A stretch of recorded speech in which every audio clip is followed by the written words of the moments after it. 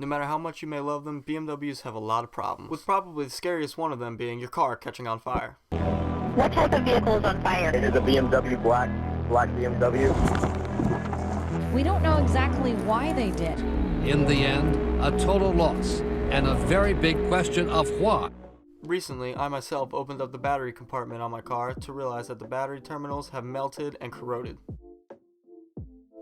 I replaced the distribution box and positive battery cable, hoping that this won't happen again.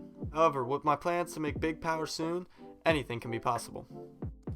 To hopefully prevent the total loss of my vehicle in the case that this does happen, I am making a quick release fire extinguisher bracket that mounts right under my seat.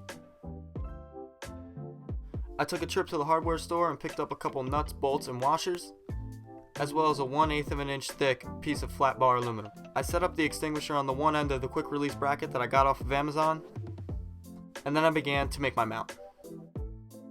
I drilled some not so perfect holes in each end of the flat bar to get started.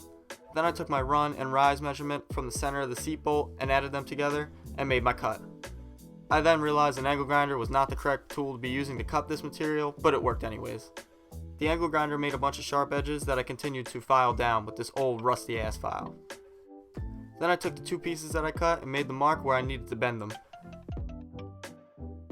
A vise would have been the proper tool to use to bend these, but I had a 2x12 that got the job done just fine. After I bent them to a nice 90-degree angle, I gave them their first test fit in the car. With them fitting well, I proceeded to take my next measurement. I made my final cut and then I drilled my final two holes. I checked to make sure the hardware would fit with a little bit of wiggle room, and then I filed down any more sharp edges that were left. It was now time to give a rough mock-up of what I've got. I used two other hose clamps to mount the quick release bracket to the bracket that I have just made. And now it's time to check my clearance.